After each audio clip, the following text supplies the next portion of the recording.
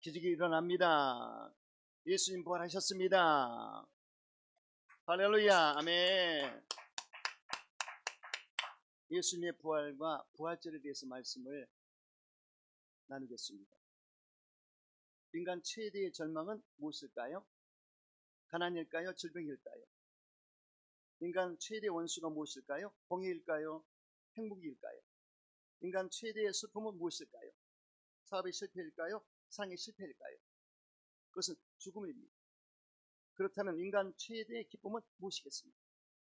그것은 죽은 자가 살아나는 것입니다. 할렐루야. 죽은 자가 살아난다. 이게 최고의 희망과 기쁨이라는 것입니다. 예수님이 십자가에 못 박혀 죽으셨습니다.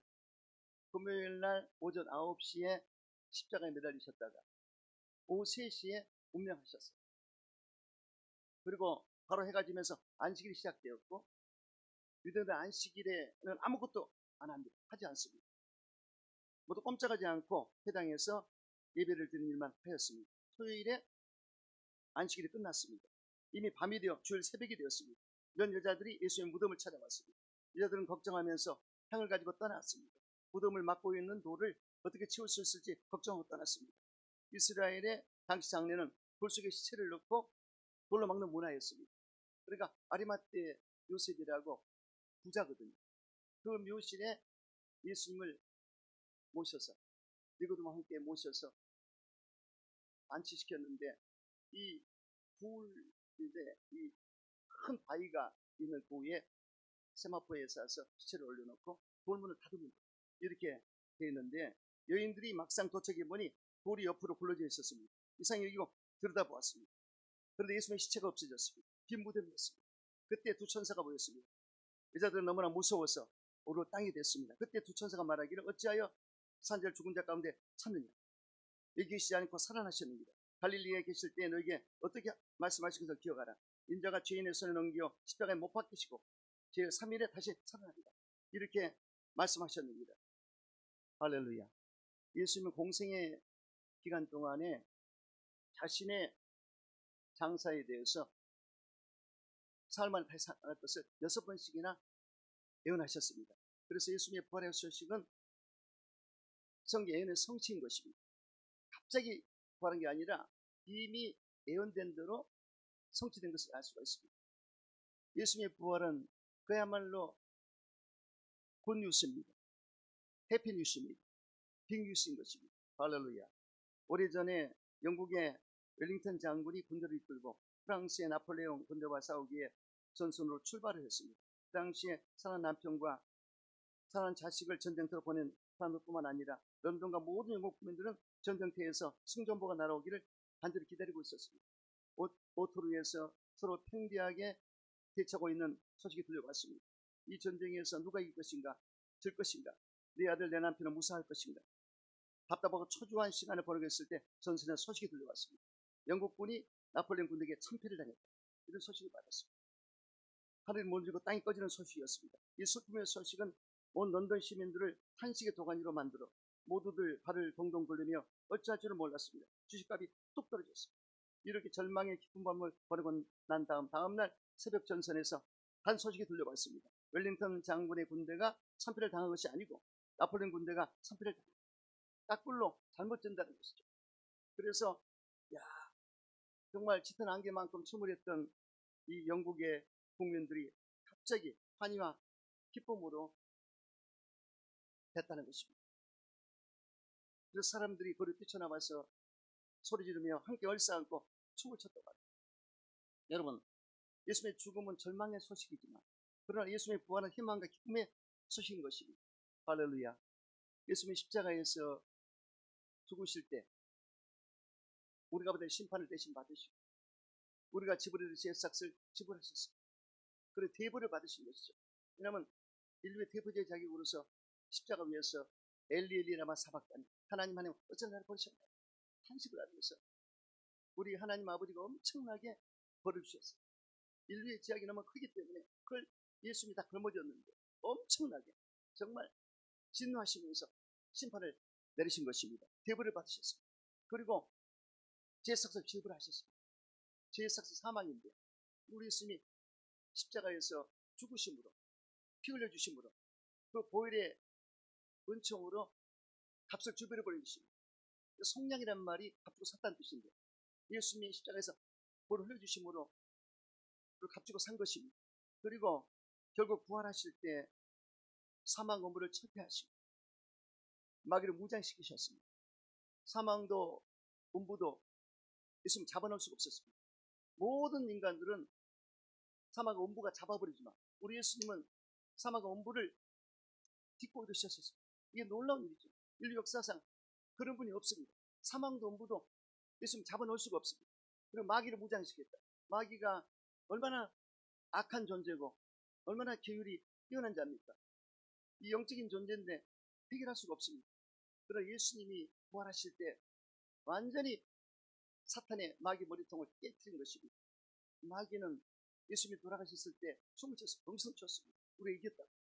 그러나 하나님의 수는 777이거든요. 엄청난 하나님의 요수가 이미 준비된 대로 역사가 나타나서 부활하셨기 때문에 이기신 것인데, 여러분 원래 사탄 마귀도 하나님의 뜻을 이 룰을 지켜나가야 돼요. 사탄 마귀는 죄진 사람만 참사할 수 있습니다. 그러나 우리 예수님 죄가 없습니다. 그러니 덜커덕 예수님이 십자가에 죽겠는데 죄가 없거든요. 그러니 하나님의 법에 룰에 어긋나지 않습니다. 그러니까 룰을 어기기 때문에 진 것인 거예요. 오반칙 퇴장, 네? 레드카드하고 그냥 퇴장한 것입니다. 할렐루야. 이게 하나님의 묘수입니다. 그래서 예수님이 십자가에 죽으신가 부활하시면 하나님의 놀라우신 역사고 하나님의 기적을 체험했다. 할렐루야. 여러분, 그러므로 우리가 예수님 안에서 해방과 자유를 얻게 된 걸 믿으시기 바랍니다.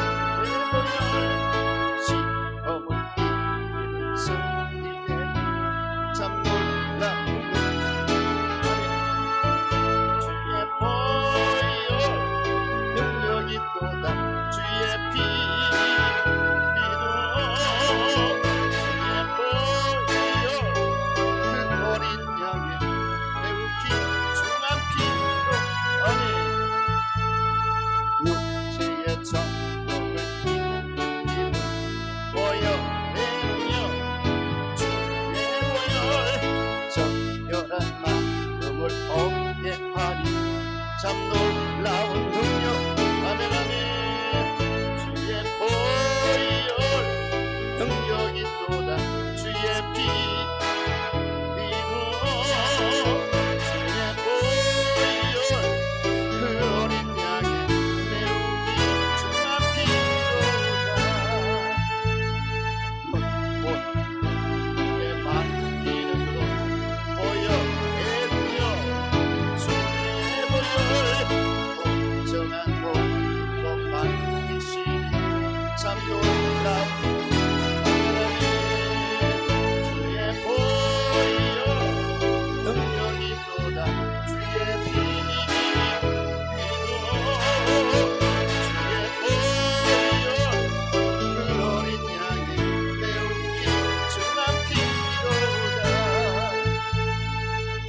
주의 복음을 전할 제목 보혈의 능력, 주의 보혈 날마다 나에게 찬송 주니 참 놀라운 아멘 아멘. 주의 보혈 능력이 또다. 주의 피 흘려 주의 보혈 그 어린 양의 매우기 중한 피로다. 아멘. 보혈의 능력으로 해방을 시키고 자유를 주시는 걸 믿으시기 바랍니다. 그래서 첫째로 부활하신 예수님께서는 무엇을 하셨을까요? 이 땅에 40일 동안을 계셨습니다. 그리고 11번 제때 나타나셨고, 그리고 스데반과 사도 바울에게도 나타나셨습니다. 첫째로 예수님께서는 부활한 직후 새벽에 막달라 마리아에게 나타나셨습니다. 예수께서 안식 첫날 이른 아침에 살아나신 후 전에 7 귀신을 쫓아낸 주신 막달라 마리아에게 먼저 보셨다고 성경은 말씀하고 있습니다. 그래서 이 새벽에 향을 가지고 갔던 막달라 마리아가 예수를 만났습니다. 그래서 이 새벽 시간이 굉장히 중요한 시간입니다. 새벽에 기적이, 새벽에 홍해수가 갈라지고, 새벽에 예루살렘이 무너지고, 새벽에 부활하신 예수님을 막달라 마리아가 만났습니다. 그래서 여러분들이 아침 시간에 첫 시간을 꼭 들으시면서, 그리고 사모하는 마음으로 우리 예수님 만나게 되시길 주님을 축원합니다. 두 번째는 무덤에 갔던 여인들에게 오셨습니다. 주일 새벽에 예수께서 저희를 만나 이르시되 평안하뇨 하시거늘 여자들이 나아가 그 발을 잡고 경비하니 이렇게 기록되어 있습니다. 이 사건은 주일 새벽 일찍 일어나는 사건입니다. 그래서 주일 새벽에 여인들이 예수님 만나게 되었다. 세 번째는 예수님께서 엠마오로 간 두 제자에게 나타나셨습니다. 엠마오로 간 두 제자가 예수님이 돌아가시기 때문에 절망과 낙심에 빠져서 엠마오의 그 언덕을 터벅터벅 걸어갔는데 예수님 나타나셨어요. 그런데 전에 몰라봤습니다. 그래서 예수님과 대화를 하면서 이제 또 식당에 가서 식사를 할 때 성경을 예수님 풀어줬습니다. 그때 신이 뜨거워져서 그때 영안 열어서 예수님을 부활하는 예수님을 보게 됐다고 성경은 말씀하고 있습니다. 그리고 네 번째 예수님 베드로에게 오셨습니다. 베드로는 예수 세우신 부인했던 그런 연약한 존재였는데 낙심과 후회와 절망과 좌절에 빠져있던 그를 다시 격려하시려고 오신 것입니다. 그래서 주께서 과연 살아나시고 시몬에게 나타나셨다고 성경에 말씀하고 있습니다. 그래서 바로 베드로에게 나타나셨고 다섯 번째 예수님이 도마와 그 제자에게 나타나셨어요. 그래서 그때 당시 도마는 없었지만은 그 저녁에 오셔서 제자를 만나주시고 어찌하여 두려움에 어찌하여 마음의 의심이 일어나느냐 내 손과 발을 보고 나인 줄 알라 또 나를 만져보라 영은 살과 뼈가 없으되 너희 보는 바와 같이 나는 있느니라 이 말씀을 하시고 손과 발을 보시니 저희가 너무 기뻐함으로 오히려 믿지 못하고 기여길 때 이르시되 여기 먹을 것이 있느냐 하시니 예 구운 생선 한 토막을 드리매 받으사 잡수시되 그래서 부활하신 예수님은 생선을 잡순 것을 알 수가 있습니다. 제자들이 예수님이 영영 나타난 줄 알고 유령이라고 놀랐습니다. 하지만 보아라 영은 살과 뼈가 없으되 나는 살과 뼈가 있다고 하시고 제자들이 먹다 남은 생선을 잡수인 것입니다. 예수님은 영으로만 보는 것이 아니라 육신과 함께 온전하게 부활하신 것을 알 수가 있습니다. 또 여섯 번째 도마를 포함한 11제자에게 다시 나타나셨습니다. 한 주일 후에 도마와 함께 10제자에게 나타나셨는데 이 도마가 8일 전에 그 자리에 없었기 때문에 의심을 했습니다. 그래서 그 제자들이 예수님이 나타나자고 그러자 참 정신없는 소리 하지 말라. 나는 예수님의 손에 내 손가락을 넣어보고 옆구리에 내 손을 넣어보지 않고는 믿지 않겠다. 이렇게 했어요. 근데 예수님이 딱 나타나셨어요. 예수님이 나타나셔서 이제 도마에게 이리 오너라. 내 손을 내어서 내 손못 자국에 넣어보아라. 내 옆구리에 손을 넣어봐라. 그리고 믿지 않은 자가 되지 말고 믿는 자가 되라고 하셨습니다.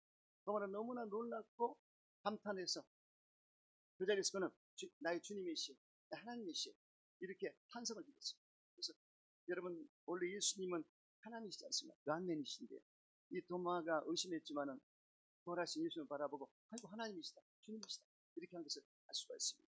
또 일곱 번째 예수님 갈릴리 호수에서 고기 잡던 7제자에게 오셨습니다. 갈릴리 호수에 이른 아침에 나타나셨는데 날이 새어갈 때 예수께서 바닷가에 서셨으나 제자들이 예수신 줄 알지 못하는지라. 예수께서 이르시되 얘들아 너에게 고기가 있느냐 대답하되 없나이다. 가라사대 그물을 배 오른편에 던지라.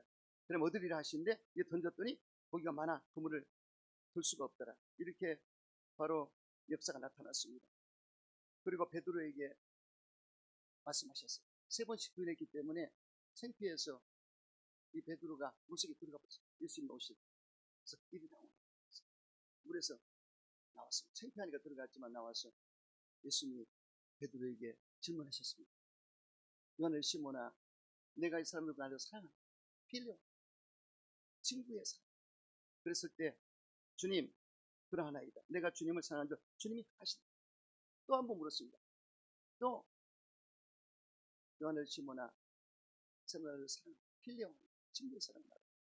똑같이 주님 그러하나이다. 내가 주님을 사랑한 줄 주께서 아신다. 세 번째는 아가페로 물어보셨습니다. 베드로야 이 모든 사람들보다 내가 널 더 아가페한다. 무조건 사랑한다.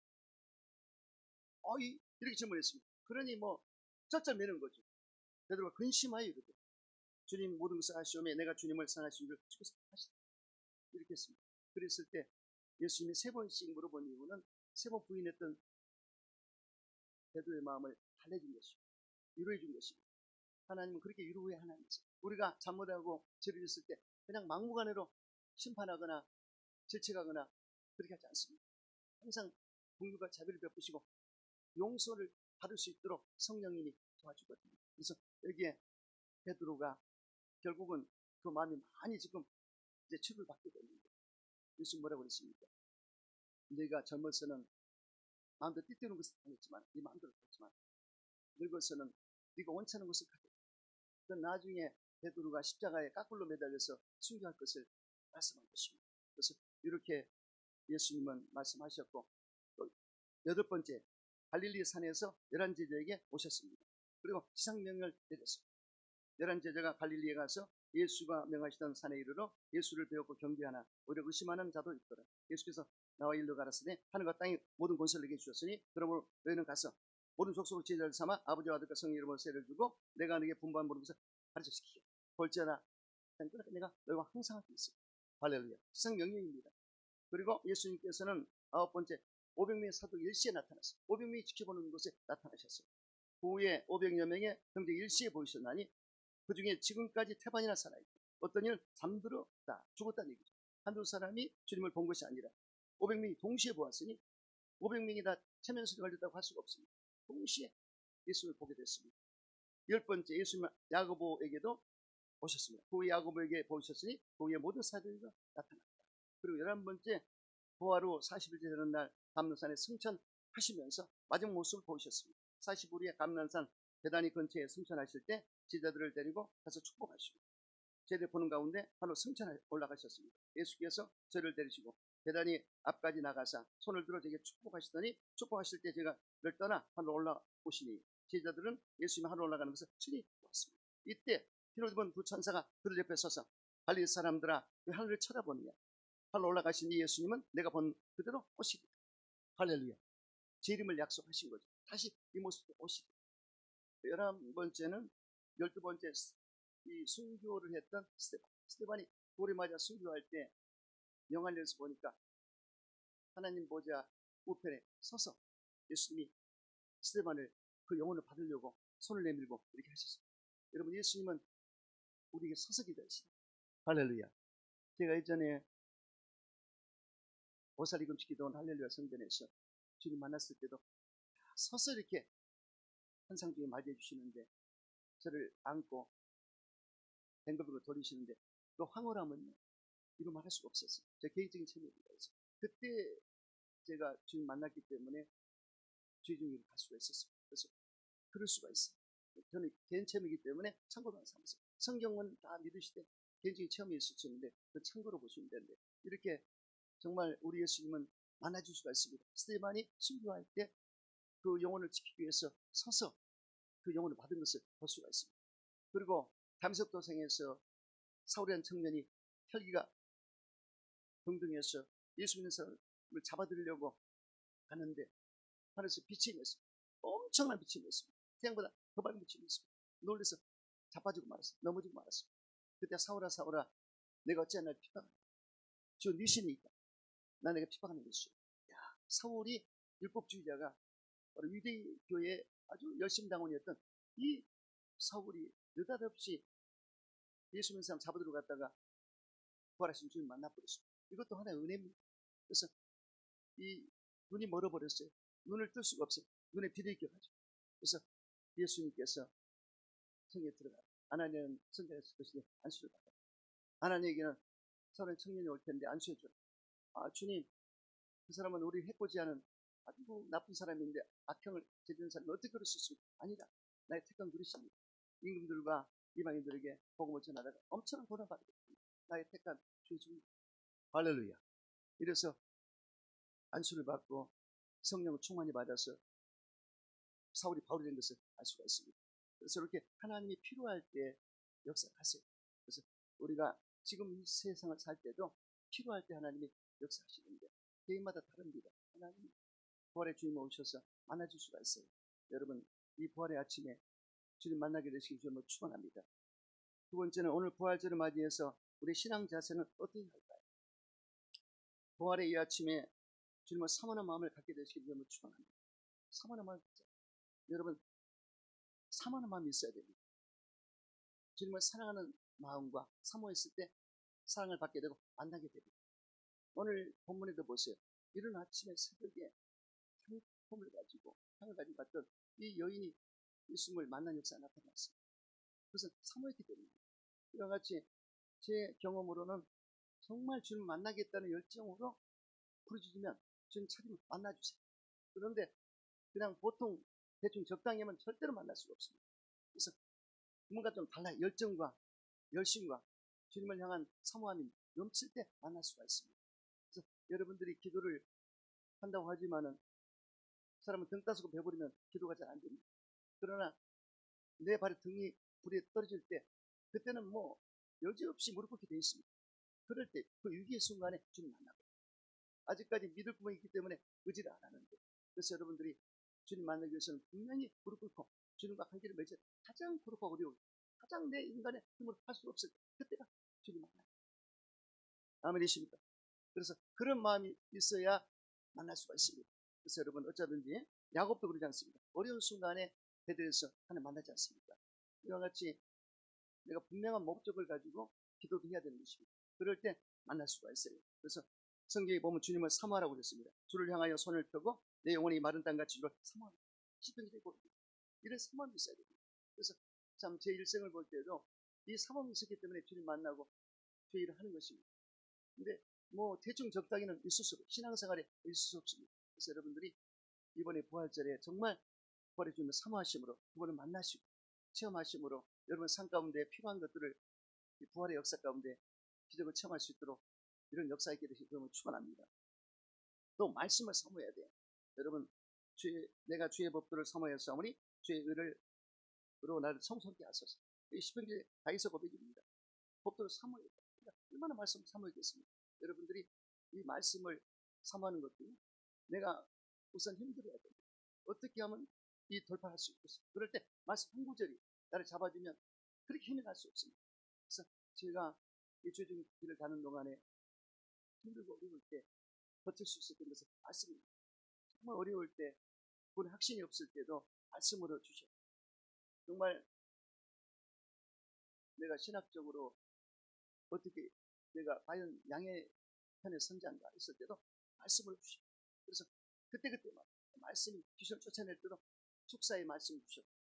이렇게 해서 그 말씀이 고난 중에도 고난 이길 수 있는 말씀을 주셔. 이렇게 해서 그 말씀이 내 영혼 속에 자리 잡았기 때문에 힘이 있는 것입니다. 할렐루야. 여러분들이 제가 한참 신앙생활 깊이 할 때는 일기장을 썼어요. 신앙 열이 있었을 때 하나님께 기도하는 제목을 적고 기도 제목을 적어놓고 말씀 받은 것을 적어놓고 이게 뭐 대학 노트를 엄청나게 받았어요. 그래서 또 응답 받아서 받았다고 적기도 하고 이렇게 했죠. 그래서 여러분들이 열심히 있어야 돼요. 성경을 깊이 연구하고 그래서 성경 안에서 주님 만나려고 했을 때 사모함만 있었을 때 놀라운 역사가 나타납니다. 주님의 말씀을 사모하시기를 주님을 축원합니다.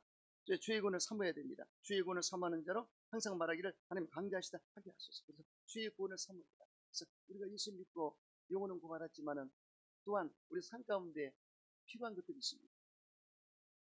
구원이란 말은 소테라는 말인데 포괄적인 의미가 있습니다. 죄의 늪에 빠진 사람은 죄에서 건져주는 것이 구원입니다.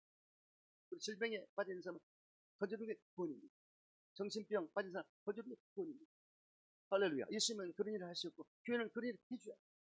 할렐루야. 저는 많은 체험을 했습니다. 쇠들고 병들고 고통받은 자들을 예수님은 분명히 살리시거든요. 믿습니까? 부활의 아침에 기적을 체험하시기 바랍니다. 기적은요 번개불처럼 옵니다. 예전에 말씀을 나누고 통성기도 할 때 어떤 목사님이 설교를 하시고 통성기도 시키는데 그냥 열심히 기도할 때 이 다리 아프신 분이 치료 가능합니다. 성령 역사하신 어디 그때 그 분이 그 동시에 이 다리가 뜨겁게 불이 임했어요. 치료받던 간증이 있어요. 제가 기도했습니다. 할렐루야. 어떻게 할지 모릅니다. 그래서 이 성령이 역사하면 불이 역사하면 치료가 나타납니다. 그래서 여러분들 이 부활의 아침에 기적을 체험하시기를 주님을 축원합니다. 사모하는 자가 체험할 수가 있습니다. 그리고 주의 전을 사모해야 됩니다. 내 영혼이 여호와의 긍정을 사모하여 생각하며 내 마음과 육체가 성전을 하나님께 부르짖는다. 이 시편 기자는 이 엄청 사모했습니다. 공정을 사모했습니다. 야의 집을 사모했습니다. 성전을 사모했습니다. 그래서 이 성전은 정말 우리가 인간의 모든 생사부중은 하나님 앞에 나와서 그 기도할 때 응답받는 것이 성전입니다. 그래서 시편 기자는 말했지 않습니까? 나의 왕, 나의 하나님 야훼여 만군의 야훼여 주의 전에 삼세도 시집어놓고 제비도 책을 얻었나니 할렐루야. 그래서 주의 성전에서 복음자를 얻었다고 했어요. 삶의 모든 것을 얻었다. 저는 이 말씀이 엄청 되게 은혜가 됩니다. 왜냐하면 제가 성전에서 살았거든요. 예루선봉께서 25년 동안을 살았는데 그때마다 역사해 주셔요. 또 나와서도 밤에 가서 여기 와서도 이렇게 하지 않습니까? 하나님 성전에서 먹고 살게 하셔요.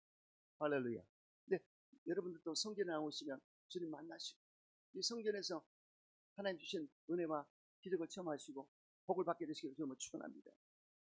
또 신령한 것을 사모하십시오. 하나님들 같이 순전하고 신령한 젖을 사모하라. 이로 말미암아 너희가 구원에 이르도록 자라게 하려 합니다. 신령한 젖을 사모하라. 그래서 우리가 세속적인 것을 말이다.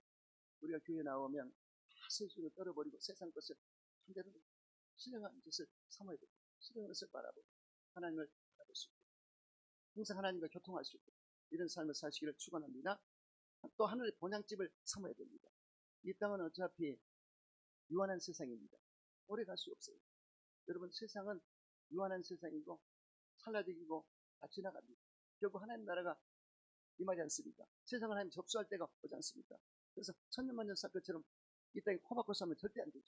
그래서 이 세상은 유한한 세상인데 이 세상 가운데 내가 주님을 잘 섬기다가 우리 본향집 우리 하나님 예비하신 곳을 아멘이시죠? 예전에 신학교 다닐 때 삼각산에 올라가다 보면은 벽돌 같은 집들이 있어요. 정부 고관들, 정보부에 있는 사람들이 그 삼각산 밑에 엄청납니다. 그럼 올라가면서 내 아버지 집은 더 좋다고. 신학생들이 다 어렵잖아요. 내 아버지 그렇게 올라간 생각이 납니다. 그래서 하나님의 영원한 우리의 본향집은 이루 말할 수 없지. 정말 너무나 놀라운 곳이죠. 그래서 사모해야 됩니다. 성경에 이 사도 바울이 셋째 하늘에 올라가서 인간이 볼 수 없는 것을 보고 들을 수 없는 것을 화물에 빠지지 않습니다. 천국병이 들고 나갔어요. 저도 한때 두 가지 병, 사랑병, 천국병. 예수 사랑병에 빠져서 예수님을 너무너무 좋아하다 보니까 사랑병이 그냥 상사병이 됐어요. 할렐루야. 그리고 천국병이 들었는데 제 체험으로는 이렇게 한참 영안이 쭉 올라갈 때 3단계로 이렇게 했는데 3단계 됐는데 키로디 부분들이 이렇게 막 올리면서 살짝 봤어요. 그래서 그건 제 체험이에요. 이렇게 그런 체험을 하다 보면은 성경이 내 것을 완전히 들어오고 성경에 나온 말씀이 그냥 완전히 100% 믿어지는 거예요. 그래서 체험도 할 수 있고 성경을 통해서 알 수가 있는데 여러분들이 사모하는 마음으로 여러분 항상 위의 것을 바라보시고 주 여러분 축원합니다. 또 선한 일을 사모해라. 우리는 선한 일을 시험을 받았습니다. 선한 일을 사모해야 됩니다. 또 지혜를 사모해야 됩니다. 여러분 지혜를 꼭 얻으세요. 통찰적 분별력, 영적인. 다니엘이 이것 때문에 성공한 사람입니다. 다니엘은 두 가지. 은총을 많이 받았고 지혜를 얻은 자. 하나님이 은총을 받고 지혜를 주셨습니다. 그래서 여러분 자녀들 위해 기도할 때 지혜를 주시옵소서. 은총을 나려 주시옵소서. 은총은 특별히 사랑받는 자. 사랑을 많이 다 하지만 하나님께서 특별히 사랑합니다. 이 은총이 들어가면요 다른 거 할 필요가 없어요. 하나님 은총 안에 들어가면 굉장한 것입니다. 지혜를 얻게 되면 성공할 수가 없습니다. 은을 구하지 말고 금을 구하지 말고 지혜를 구하라. 지혜는 성공에 이르게 합니다. 영적인 통찰의 분별입니다. 그래서 제가 나이를 먹고 쭉 지나고 보니까 성령의 인도를 받다 보니까 이게 보여요. 그래서 젊었을 때는 조금 이제 오버하는 것도 있었지만은 나이를 먹다 보니까 감독하면서 사람을 볼 때도 보여주고 또 성령이 또 역사이기 때문에 잘 볼 수 있거든요. 이게 영적인 분별의 통찰이 있습니다. 할렐루야. 그래서 여러분들이 이 지혜를 얻으시기 바랍니다. 솔로몬이 지혜로운 마음을 구했지 않습니까? 그래서 지혜를 얻게 되면은 반드시 잘 되게 되죠. 지혜를 사모하는 여러분들 지금 축원합니다. 또 더 큰 은사를 사모하라. 너희는 더욱 큰 은사를 사모하라. 내가 제일 좋은 길을 너에게 보이리라. 이렇게 했습니다. 그리고 제 이름을 삼겠다. 주님이 천부하셨지만은 이제 죽고 부활하시고 40일 만에 이 땅에 보이시다가 승천하셔서 하나님 보좌 우편에 앉아 계시는데 결국은 다시 온다고 그러지 않습니까? 다시 오시고 그 재림 예수를 사모하는 여러분 되시기를 주로 축원합니다. 또한 부활의 아침에 우리는 새롭게 주님의 부활을 믿어야 됩니다. 여러분 사도 바울이 고백했습니다. 겉사람은 날로 후패하고 속사람은 날로 새롭게. 이걸 잘 기억하셔야 됩니다. 매일 죽노라. 겉사람은 매일 죽고 속사람은 매일 새롭게. 이 부활의 아침에는 새로운 것을 주고 나의 이 마인드가 새로워지고 할렐루야. 남들에 대한 비전도 새로워지고 이런 어떤 결단이 있어야 됩니다. 그래서 부활절에 의미 있게 여러분들이 보내시면서 새로워지는 부활이 되시기를 저는 축원합니다. 또한 부활의 아침에 우리도 무덤을 떠나가야 됩니다. 여기 보면은 그 여자들이 무서움과 큰 기쁨으로 무덤을 빨리 떠났더라. 이렇게 돼 있거든요. 그래서 우리가 알게 모르게 지약의 무덤, 구름의 무덤, 근심의 무덤, 사탄의 무덤, 우사의 무덤이 있습니다. 이걸 빨리 떠나야 됩니다. 그래야만 기적이 있습니까? 절대로 이 무덤들을 가까이서 안 됩니다. 무덤에서 떠나야 됩니다. 할렐루야. 그래서 여러분 어쩌든지 하나님의 영광을 바라보시고 이 부활의 아침에 무덤을 떠나서 부활의 주님을 만나게 되시길 주님을 축원합니다. 또 부활의 아침에 우리도 빨리 복음을 전해야 됩니다. 오늘 8절에 보니까 지자들에게 알게 하려고 다름질했다. 내가 만난 예수를 부활의 주님을 빨리 알리려고 다름질했다. 이게 적극적인 방법. 아주 열정이 대단한 것 같습니다. 그래서 여러분들 이 부활절을 좀 모시고 오시지 오늘 많이 안 모시고 오셨습니다. 그래서 이 부활절에 우리가 어쩌든지 도전을 받아야 됩니다. 여기 막달라 마리아니 또 제자들이 빨리 달려가서 예수 부활하시다 말인 것을 알 수가 있죠. 이런 기쁜 소식을 전하는 여러분 되시기를 주님으로 축원합니다. 또 부활의 아침에 기뻐하는 성도가 되시기 바랍니다. 예수님께서 여기 평강이 있을지어다. 여기 평강이 있을지어다. 성령을 받아라. 그리고 그랬을 때 제자들이 기쁨이 넘쳤다고 성경에 기록되어 있습니다. 그래서 우리가 부활의 주님 만났을 때 기쁨이 넘쳐나요. 아멘. 예수 나의 기쁨. 아멘이죠. 그러니까 예수 기쁨 내 기쁨. 할렐루야. 예수 부활 내 부활. 이렇게 기쁨으로 얻게 되시기를 주님으로 축원합니다. 아무리 폭풍과 불어와도 돌 속에 있는 개미는 두려워하지 않습니다. 그러나 밖에 나와 있는 개미는 두렵습니다. 잘못하면 날아가 버리기 때문에 우리는 주님의 품 안에 있습니다. 아멘이시죠. 그래서 안식과 평강을 얻고 기뻐할 수밖에 없습니다. 그래서 주 안에 거하는 자가 그렇게 좋습니다. 딴 것이 있으랴. 주 안에 거하는 자는 절대로 근심, 염려, 걱정이 없습니다. 제대로 예수 믿는 자는 염려, 걱정, 근심하지 않습니다. 주님이 나와 함께 하기 때문에 내가 주님 안에 있기 때문에 믿습니까? 그래서 두려워하지 말고 담대하게 나가면 됩니다. 그래서 여러분 이 땅에서 누구를 믿고 어디를 믿습니까? 아무도 믿을 수가 없어요. 우리 예수님도 안 돼요. 내 자신도 나를 속일 때가 있어요. 살게는 절대로 내 마음도 12번 바뀔 때가 있어요. 내가 미울 때가 많습니다. 절대로. 근데 예수님은 절대로 변하지 않습니다. 폴리갑이라는 교부 시대의 그 교부가 로마의 집행관이 지금이라도 예수를 부인해라. 그러면 너를 살려주겠다. 아니라 예수님은 86년 동안 나를 한 번도 배반한 적이 없다. 그리고 앙천대수하면서 사자야 빨리 와서 내 심장을 물어뜯다. 빨리 내 다리를 물어뜯어라. 그리고 외치면서 순교했습니다. 예수님은 절대 배반하지 않습니다. 아멘이시죠? 예수님보다 좋은 친구 없습니다. 예수님의 사랑은 아가파오 사랑, 일방적인 사랑, 무조건적인 사랑, 괜찮은 사랑, 영원한 사랑. 할렐루야! 이 사랑에 내어버리면요 다르게 생각이 안 나요. 사망이나 권세나 천사의 권세나 능력이나 높이나 기쁨이나 다른 아무 피조물도 우리를 예수님의 사랑 끊을 수 없습니다. 이 세상의 사랑은 지나갑니다. 에로스, 스톨게, 필요는 아무리 사랑을 잘했어도 죽으면 이제 끝나지만 우리 예수님의 사랑은 천국 가서도 계속 연결되어 있습니다. 사망도 공부도 막을 수가 없습니다. 천사도 군사도 막을 수 없습니다. 아멘이시죠? 그러니 얼마나 좋습니다. 그래서 여러분들이 어쩌든지 이 부활의 아침에 그 예수님의 사랑을 깊이 하시면서 기뻐하시게 되시길 주님을 축원합니다. 또 부활의 아침에 우리는 모두 예배 갱신이 되어야 됩니다. 예배가 달라져야 돼요. 할렐루야. 예수께서 저를 만나 가라사대 평안하뇨 하시거늘 여자들이 나가 그 발 앞에 부활을 붙들고 경배하니. 예수님의 발을 붙들고 경배했더라. 이게 예배입니다. 그래서 자신을 굽힌다는 뜻인데 예배는 엎드려 이마를 땅에 대며 낮추기까지 우리 주님을 높이기 위해 낮춰드린다. 이런 뜻입니다. 그래서 여러분 이 부활의 아침에는 예배가 갱신돼요.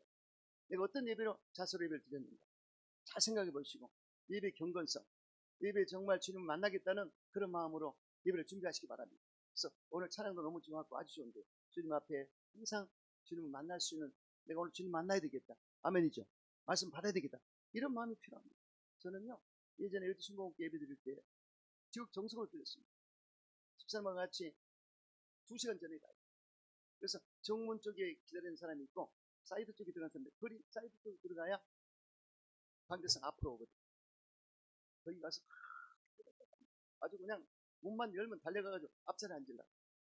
할렐루야. 그리고 딱 앉아서 딱 무릎 위에 두 손 딱 얹고 순진하게 예배를 드렸어요. 이게 마음의 자세죠. 그래서 그걸 지금도 생각나요. 그래서 하나님을 내가 만나고 말겠다. 음성을 듣고 말겠다. 아멘이죠. 예배지기도 역사가 기적이다. 저희 어머니가 변하게 3개월 됐는데 어머니가 본질적으로 이 두통, 머리가 아프셔서 예전에 초등학교 다닐 때 시골에서 군인들이 그때는 영화를 상영으로 학교를 가가지고 그 스크린 튼천을 올려놓고 영화 상영 너무나 많이 몰려가지고 앉을 데가 없는데 마침 그 차 옆에 그 문, 그 옆에가 자리 정도 앉았는데 우리 어머니가 날 따라와서 딱 앉아다가 군인이 화가 나서 너무 이렇게 떠드니까 발로 쳤는데 그 문이 열리면서 우리 어머니 이 뇌를 건드렸어요. 쓰러지셨는데 얼마나 울었지. 어머니 이렇게 했는데 그때부터 시작해서 어머니가 머리가 아프셨어요. 근데 엄청난 시간이 흘렀죠. 서울에 와서 이제 예배 수목에 나가서 은혜를 많이 받으시고 아니 목사님 설교하시는데 누가 만져서 보니까 사람은 안 만지는데 누가 자꾸 만지는 희한하다. 그리고 끝났는데 상쾌해 주셨어요. 그러면 항상 이 수건을 동해먹고 있어요. 그럼 제가 어머니라도 좀 어머니가 너무 찡찡하시니까 참 불편했는데 너무 밝아지셨어요. 예전에 불교 쪽으로 보사 찾아낼 때는 그런 게 없었는데 예수 믿고 교회 나와가지고 완전히 할렐루야 은혜 받고 그리고 그렇게 말씀을 좋아하세요. 말씀을 사모하니까 우리 어머니는 그렇게 학식이 뛰어난 분이 아닌데 우리 아버지는 오히려 공부를 많이 하신 분인데 아버지는 성경을 못 외워도 우리 어머니는 성경을 다 외우시고 은사예요. 성경을 다 외우시고 그래서 우리를 엄청 받았어요. 우리 어머니의 그 자세는 순진무다. 주님을 바라보는 그 수치에 의심이 없이 우리 아버지는 너무나 이 공부를 많이 하셔가지고 상가감수로해서 초등학교 교관을 하셨는 상부대에서 전라도 그 상부대에서 상부대에서 이 장군들을 가르치고 그렇게 공부를 시켰습니다. 상가감수 코사인을 알고 그러니까 아주 계산을 하다 보면 이걸 참을 수 없어요. 계산 많이 하는 사람은 절대로 기적이 순진무구하게 그냥 던져버려요. 할렐루야. 예배 드릴 때도 그냥 던져요. 하나님께 던지는 역사예요. 그래서 제가 부족하지만 우리 어머니의 심정을 좀 닮았나 봐요. 그래서 아주 친절하게 믿다 보니까 좀 바보스러울 정도로 그러다 보니까 기적을 찾았어요. 주님 만나는 것도 그렇습니다. 영리하고 약삭 빠르고 계산하는 사람은 힘들어요. 여러분 이 빌립과 안드레의 차이가 어딘지 아세요? 예수님이 말씀을 전하자 군중들이 몰렸습니다. 이 베스다 엄청 몰렸습니다. 그래서 이제 해가 지게 생겼는데 예수님이 생각이 났어요. 빌립아, 이 사람 어떻게 하면 좋겠냐? 어떻게 먹일 수 있겠냐? 그러니까 빌립 뭐라고 하느냐? 빈 드립니다. 해가 저물었습니다. 다 먹이는 200담이 필요합니다. 너무나 똑똑하잖아. 영리하고 계산을 잘하고. 그런데 그때는 예수님이 가만히 계셨습니다. 근데 안드레가 예수님, 이 소년의 도시락이 있습니다. 그리고 가서 물고기 2마리가 있습니다. 그래서 올려줄 때 예수님이 축사축. 할렐루야! 기적이 났습니다. 남자면 5,000명. 그러니까 잡히면 25,000명이 먹고도 12번째가 남게 되었더라. 이게 기독교입니다. 할렐루야! 우직한 믿음이 성령을 받고 뜨거워지고 기적을 체험할 수가 있어요. 아멘이시죠? 신학 공부를요, 너무 잘해도 목표가 안 됩니다. 이게 아이러니한 얘기지 않습니까? 공부를 적당히 한 사람이 목표를 잘해. 신학적으로 해버리면 먹기가 힘들다고 그러더라고요. 데이터가 나와 있습니다. 우리 김순동 목사님은 신학 공부 잘했잖아요. 목회도 잘할 줄 믿습니다. 박수 할렐루야. 그래서 내가 좀 엉뚱한 얘기가 나가는데요. 그래서 이 기적을 체험하려거든 이 맹목적인 자세를 가질 만큼 던져버려야 돼. 나를 완전히. 그 기적이다. 내 자식 살리려거든 던져버려. 사실은 기도원 가서 매달리면요. 4번 하루에 예배 드리는데 그렇게 한 3일 정도 되잖아요. 그러면 12번 예배 드리고 내가 또 기도하니까 달궈져 가지고요. 그 강사 중에서 필요한 메시지가 들어와서 나를 찔러대면 역사가 있어요. 할렐루야. 그래서 그렇게 가는 겁니다. 작정 기도. 그래서 여러분들이 지금도 괜찮아요. 왜냐하면 우리 교회는 성령의 운행의 역사가 나타나기 때문에 제가 주일날은 대중 예배이기 때문에 조심스러우면서 성령 역사가 나타나는 걸 알 수 있거든요. 그래서 보통 이 통교회라든 이런 데는 거의 그렇게 평범한 말씀이 전할 수밖에 없어요. 하지만 저는 이렇게 교회가 정교이기 때문에 필요 말씀드려요. 영적인 체험도 여러분들이 순진무구하게 그냥 맡겨버릴 때 역사 아시겠죠? 그래서 하나님께 예배 드릴 때도 참 예배를 드린 자를 찾겠다고 했습니다. 예배를 진심으로 드린 자를 찾겠다. 그런 자를 만나주겠다. 그런 자에게 기적을 베풀겠다. 아멘이죠. 기독교는 부활의 종교입니다. 만약에 예수님이 십자가에 죽으시고 부활하지 않으셨다면 오늘날 기독교는 사장되고 그는 문을 닫았을 것입니다. 그리고 여기 계시지 아니하시고 그가 말씀하신 대로 살아나셨느니라. 천사들이 말했습니다. 예수님 살아나셨지 않습니까? 할렐루야. 우리는 예수님의 부활을 믿습니다. 아멘이죠. 그렇다면 여러분의 부활은 믿습니까? 아멘 해보세요. 그래서 예수님의 약속이 나는 부활의 생명이니 나를 믿는 죽어도 살겠고 살았으면 영원히 죽지 아니하리라. 이걸 내가 믿느냐? 이렇게 물어보셨어요. 그래서 예수 죽음 내 죽음, 예수 부활 내 부활 믿습니까? 내 아버지의 뜻을 아들을 보고 믿는 자마다 영생을 얻는 이것이니 마지막 날 내가 다 이를 살리다 이렇게 말씀하셨습니다. 그렇다면 우리는 어떤 몸으로 부활할 수 있을까요? 예수님이 말씀하셨어요. 악한 일을 행한 자는 심판의 부활로, 선을 행한 자는 생명의 부활로 나오고 부활이 두 가지로 말씀하셨습니다.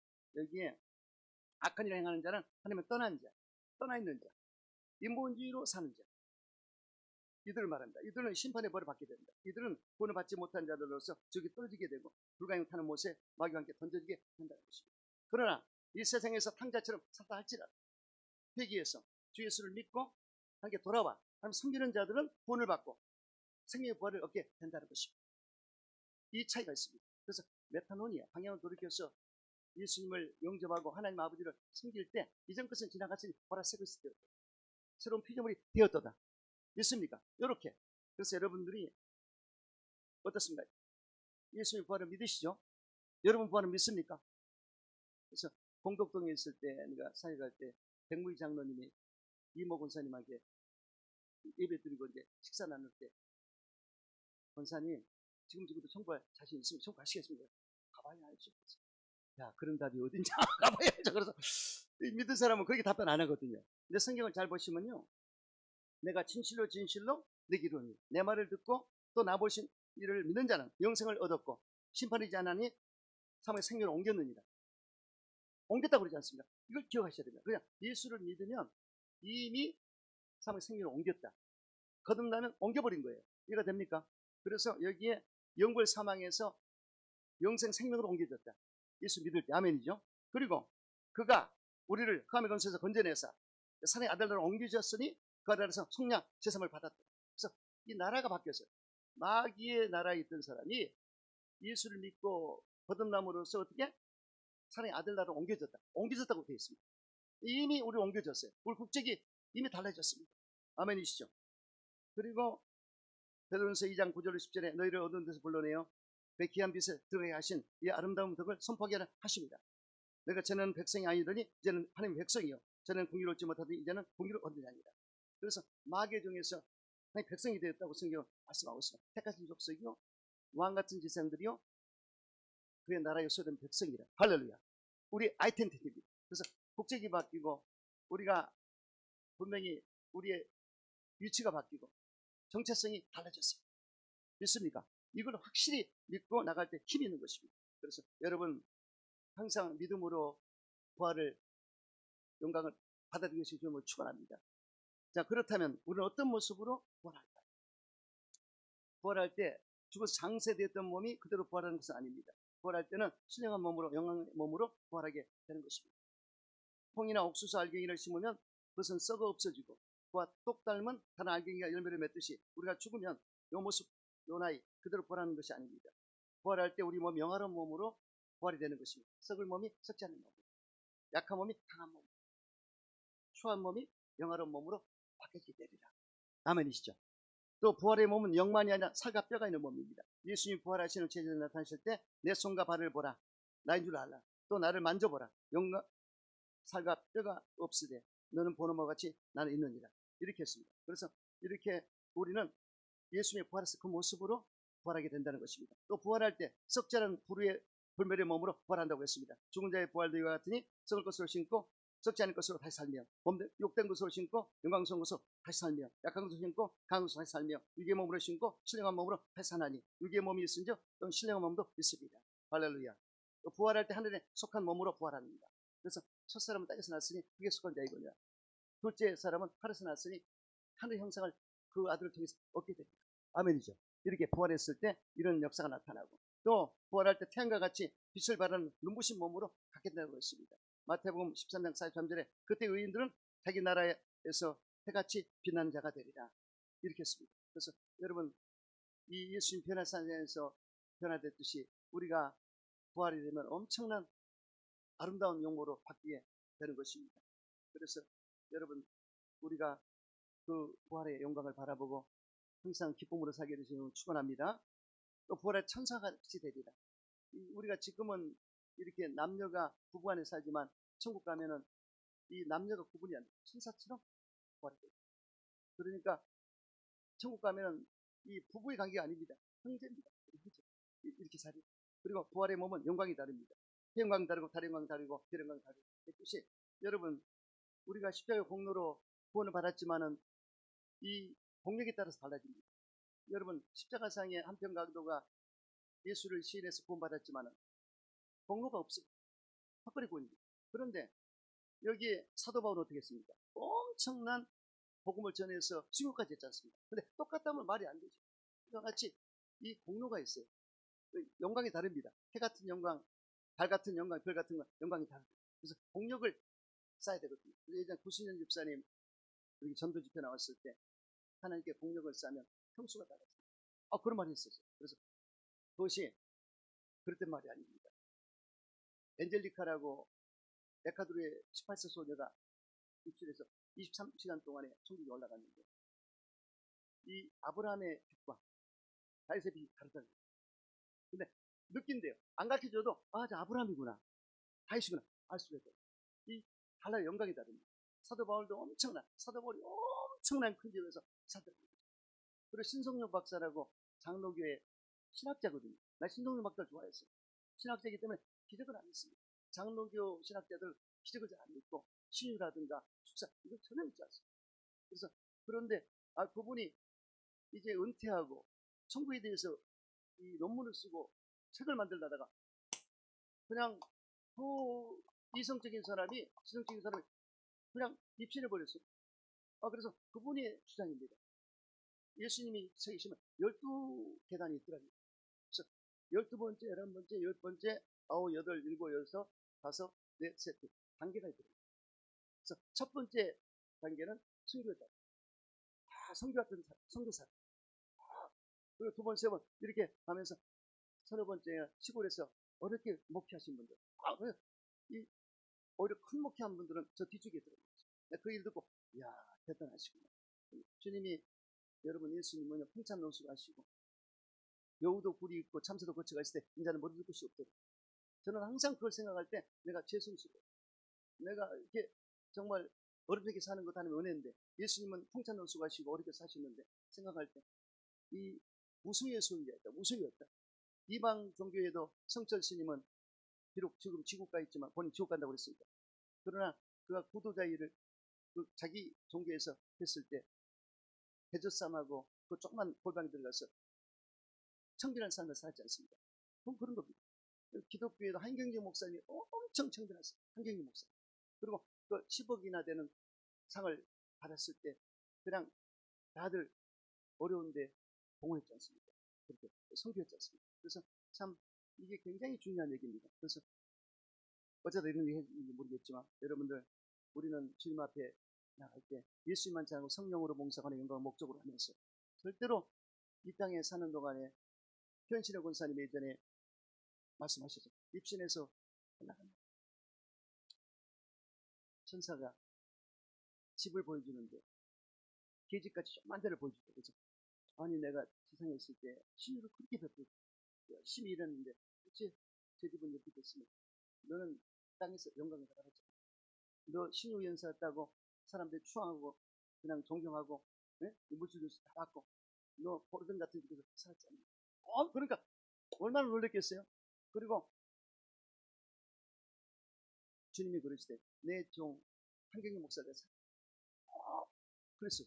그래서 다시 돌아와가지고는 자기는 집 다 팔고 저 사람 걸어가지고 그런 사람 보다가 천국 갔다는 그런 간증을 드렸습니다. 그래서 우리가 이 땅에 살면서 하나님 앞에 영광을 돌려야 됩니다. 아멘이시죠. 은사 받은 대로 하나님 주신 모든 것을 가지고 영광을 돌려야 됩니다. 그래서 하나님께 내 몸으로 드릴 수 있고 물질로 드릴 수 있고 이렇게 하다 보면 영광을 받을 수 있고 그래서 결국 주님 앞에 가서 상을 받게 됩니다. 이 땅에는 잠깐 지나갑니다. 그러므로 우리의 삶의 목적은 하나님께 영광이고 우리의 소망은 천국이고 우리의 목표는 상급 받는 것입니다. 이거는 얼마든지 여러분들이 사모하고 욕심 가져도 괜찮습니다. 그래서 하나님께 나는 반드시 하나님 계신 것과 또한 상 주신 늘 아침입니다. 아멘이시죠? 항상 바라보시고 나는 해같이 빛나는 자가 될 거야. 이런 모습으로 복음 전하시고 사명을 감당하시기를 주 이름으로 축원합니다. 네 번째, 부활을 믿는 자는 어떤 복을 받을까요? 간단히 정리하겠습니다. 평강의 복을 주리라. 샬롬. 그리고 담대함. 그래서 여기에 담대함을 주리라. 하나님 주신 담대함이 있습니다. 그래서 여기에 제자들이 예수 만날 때 담대해지지 않습니까? 그리고 여러분 예수님은 확신의 복을 줍니다. 확신을 줘버려요. 저는 확신이 있습니다. 모든 성경이 다 믿어지고 확신이 오기 때문에 이렇게 좋을 수가 없어요. 그러니까 확신을 갖는 의심하지 마요. 아멘이죠. 100% 믿는 이런 확신을 가지시기 바랍니다. 그리고 부활해서 믿는 자는 승리의 축복을 받습니다. 결국은 승리밖에 없습니다. 예수님 승리했기 때문에 우리 승리할 수밖에 없어요. 할렐루야. 그래서 승리의 복을 받으시기 바랍니다. 미국의 제16대 대통령 링컨의 젊을 때 얘기입니다. 그는 그런 시절에 주의 의원에 출마했으나 낙방했습니다. 다시 하원에 출마했으나 역시 낙방하고 말았습니다. 이렇게 여러 번, 몇 번 낙방을 거듭하던 링컨은 자제에 빠져서 절망하게 됐습니다. 그래서 주변 친구들은 링컨을 보면서 염려하기를 저러다 링컨이 자살한 거 아니냐 이렇게 비상 관심을 기울고 있었습니다. 그런데 낙선했던 날 링컨은 머리를 말끔히 깎고 목욕도 하고 보고 음식점에 들어가서 맛있는 음식도 먹었습니다. 그리고 길을 걸으며 자기가 자기에게 외치기를 오늘 떨어졌어도 내일 다시 할 수 있다. 부활의 주님이 도우실 것이다. 할렐루야. 이렇게 외치면서 링컨은 당시 자기 상황을 이렇게 기록해 놨습니다. 나는 지금 이 세상에서 그냥 비참한 인생을 살고 있다. 나는 제기할 수 없는 것만큼 같은 심정이다. 나는 인생의 막다른 골목에 있다. 절망하던 중에 성경을 읽다가 나는 부활의 주님을 만났다. 그리고 이렇게 말했습니다. 나는 성경을 읽고 그 속에서 죽어서